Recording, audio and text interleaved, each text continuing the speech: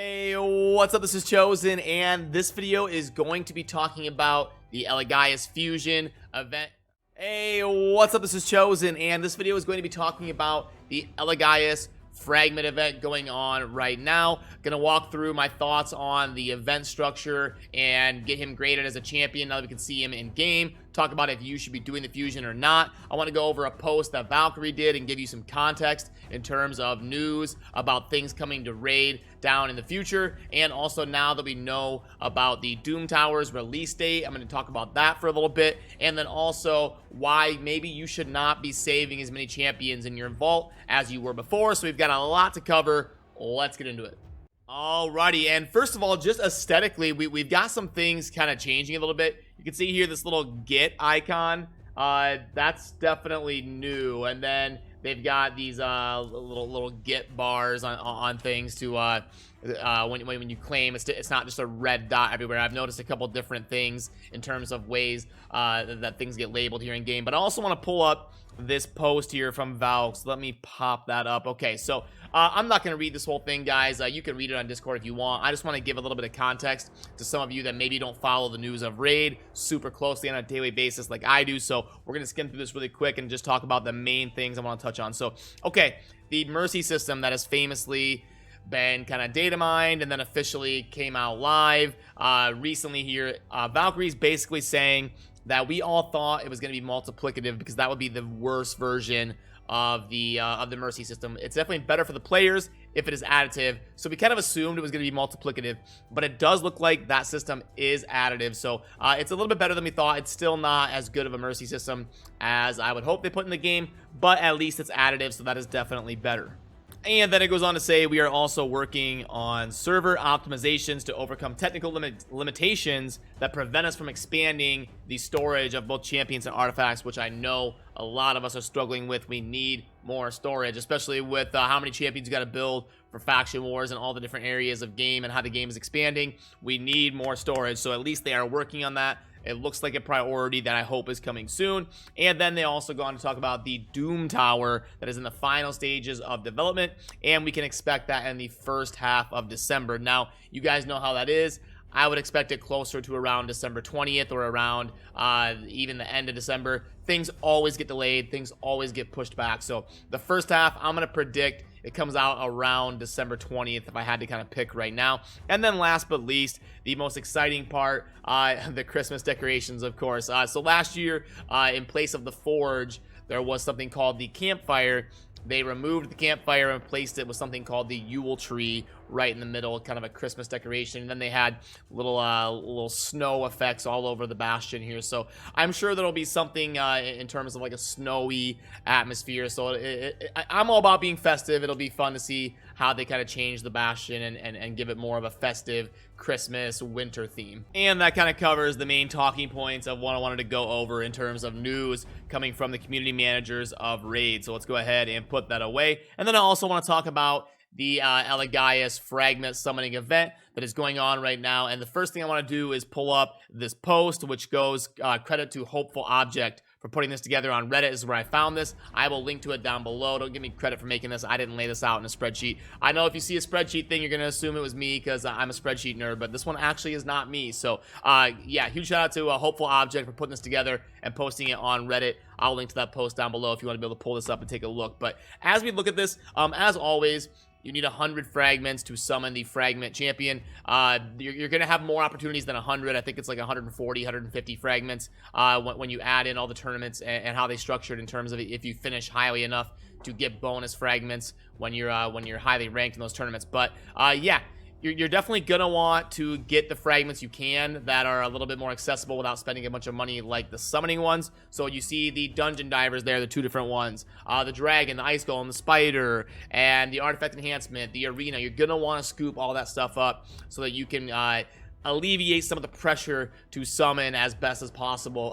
But if you are going to summon, I've got dedicated videos on my channel about the different 10x's that are going on this weekend. Let me put this away so you can see what I'm talking about here. So when we click on the eye, currently we've got this 10x going on for Harvest Jack, Brachus, Miscreated, and Ceres, and then that will change when this one ends. It says just over a day. It will change to the one with Narma in it, and that's the one I'm going to be waiting to pull. I'm not going to be pulling during this one. This one's great for people that don't have Miscreated Monster and Ceres, though this 10x is worthwhile getting your fragment points during this. But if you do already have those epic champions, you may want to hold off and wait and try to get Narma or Little Miss Annie. I'm personally going to still be waiting on my Void Shards until there is a 2x, but I'm going to be pulling a few Ancients to try to get Narma and get my summoning points that way for the Elegaius fusion. And before I forget, one thing I wanted to make sure and touch on for just a little bit is we are getting confirmation from Plarium that fusion events and fragment summon events, all that type of stuff, is going to be relying more and more on new champions being introduced to the game. So the burden on the player to hoard hundreds of these champions in preparation to be efficient when new fusion events launch is going to be less and less likely. That is going to benefit you. So they're not confirming that it's never going to benefit you. So I think what they're saying is not going to paint themselves into a corner and say something is guaranteed to always be like this. But how the last fusion event was, where it was all new champions for Vergamkar, you can expect most of the future fusions to probably look something similar to that, where it'll either be all new champions or mostly new champions with a couple of champions that were already in the game sprinkled in there. So you're gonna want to, you don't have to be as diligent about keeping backups. I would still, if you have the space, keep at least one copy of every epic, but if you're out there keeping every single rare, you can probably alleviate some of that pressure and food some of those. But until you start running out of space, I would at least keep one backup copy of every single epic, and then probably most of the void rares. But the regular rares, the non-void rares, you can start cutting those loose because it looks like that's going to be less and less beneficial to have that type of stuff available to you when fusions events launch. And that leads me into wanting to talk about the Elegaius fragment summon event. So we pull this up here, we click on the eye, and if you click on this portrait here, it's going to take you to the level 1 champion that is 5-star and not fully ascended. You'll see the speed is 101, but if we go into the index and pull up Elegaius, we can see that there is a bonus of 5 speed going from 101 to 106. There you can see the maxed out champion is at 106 speed. So yeah, now that we can see the champion in game, I think they did a pretty good job on the design of Elegaius. I think a pretty solid champion, but not like broken OP ridiculous. I do have Elegaius graded out on the tier list. You can get the most up-to-date version of my full comprehensive tier list down below in a pinned comment and also in the vid description. But yeah, Elegaius is a pretty solid champion. If you can go for it, I would go for it. Again, like I always say, don't break your back, don't break your bank account. But if it's realistic for you to do so, a lot of these fragment summon events have been more friendly than events in the past. I'm not going to say they're not difficult, because they are, but they're better than the ones that they used to previously do, like for Foley and stuff that were just ridiculous, insanely tough. They've been getting a little bit better in terms of being understanding and giving players an opportunity to go for it. So if you put in the effort and you're really trying to make it happen, I know I have examples of friends that have done it free to play and stuff, but so you can probably make it happen if you're really going after it. But yeah, I think it's worth it. If you can do it, do it. That's the general sentiment of what I'm trying to say here. We've got lots of CC, and then going to be amazing for Undead Faction Wars in helping you deal with the CC, because they do use multiple champions on those waves. And then this AoE buff strip and turn meter reduction is a really good ability. Buff strip is obviously very important, and turn meter reduction as well, and it's also reliable once it is booked at going from 75 to 100%.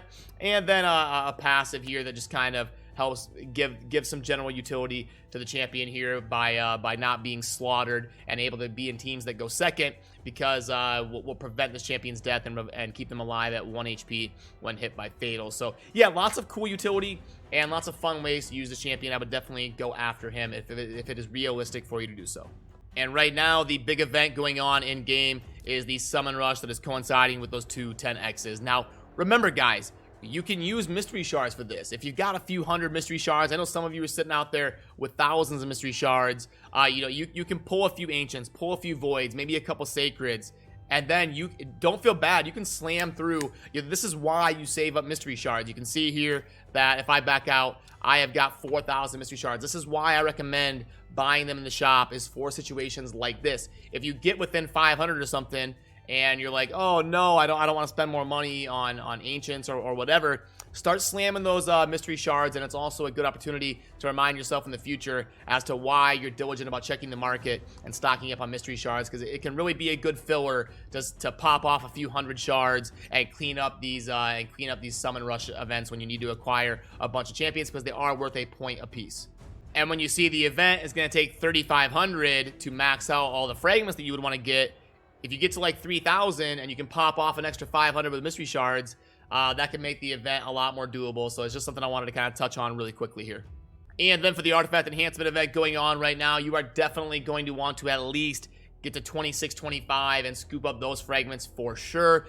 Any fragments that are super realistic for you to get, you definitely want to make sure you are getting those ones. Which is also true in the classic arena takedown tournament going on right now. You can see on the right side there are 5 fragments up for grabs, and those are also very realistic, so you're going to want to make sure you do the arena until you get those fragments as well.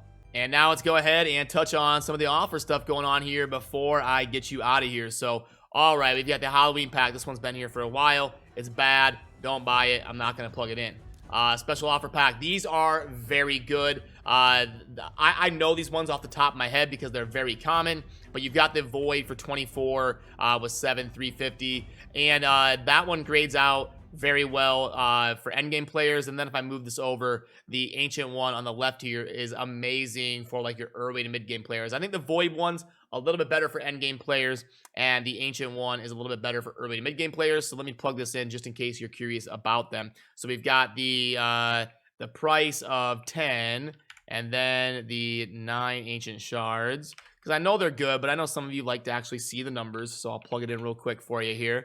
Then 450. Yeah, boom, we've got a 3.0. So if you're early to mid game, or you have a lot of legendaries that you need that are non-void, that is a very good source to do so, especially if you're going to be pulling during this 10x to get some of those fragments, or even if you save them for the next 2x on ancients. So then let's slide this over a little bit, and let's plug in the void one here. We've got 25, and delete this stuff here, 350k. And then we've got 350 gems and 7 voids. Boom, a 2.21. So technically not quite as good as the ancient one, but I think the that offers a lot more valuable for those endgame players that need those really good void champions. So a great one to buy even if you're going to hold for a 2x event. We got the bonus sacred. I am not going to plug this one in because I don't want to tempt you.